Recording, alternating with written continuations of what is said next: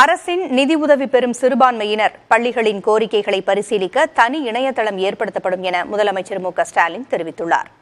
முதல்வர் மு.க.ஸ்டாலின் தலைமையில் சிறுபான்மையினர் நலன் குறித்த ஆலோசனைக் கூட்டம் சென்னையில் நடைபெற்றது. அதில் பேசிய முதல்வர், கல்வி நிறுவனங்களுக்கு வழங்கப்படும் மத சிறுபான்மையினர் சான்று இனி நிரந்தர சான்றிதழாக வழங்கப்படும் என்றும், கிறிஸ்தவ தேவாலயங்களில் பணியாற்றும் பணியாளர்கள் மேம்பாட்டிற்காக நல வாரியம் அமைக்கப்படும் என்றும் தெரிவித்தார். மேலும் கிராமப்புறங்களில் உள்ள அரசு நிதியுதவி பெறும் சிறுபான்மையினர் பள்ளிகளில் 1 முதல் 5ஆம் வகுப்பு வரை பயிலும் மாணவர்களுக்கு காலை சிற்றுண்டி திட்டம் விரிவாக்கம் குறித்து பரிசீலிக்கப்படும் என்றும், 6 முதல் 12ஆம் வகுப்பு வரை தமிழ் வழியில் பயின்ற மாணவிகளை புதுமை பெண் திட்டத்தில் சேர்த்தல் குறித்து நிதிநிலை அறிக்கையில் நல்ல செய்தி வரும் என்றும் முதலமைச்சர் தெரிவித்துள்ளார்.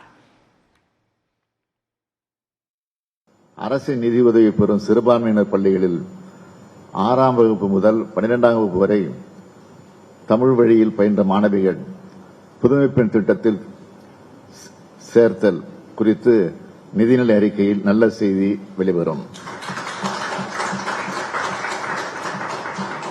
கிராமப்புறங்களில் உள்ள அரசு நிதியுதவி பெறும் சிறுபான்மையினர் பள்ளிகளில் 1 முதல் 5ஆம் வகுப்பு வரை பயிலும் மாணவர்களுக்கும் மாண்புமிகு முதலமைச்சரின் காலை சிற்றுண்டி திட்டம் விரிவாக்கம் செய்ய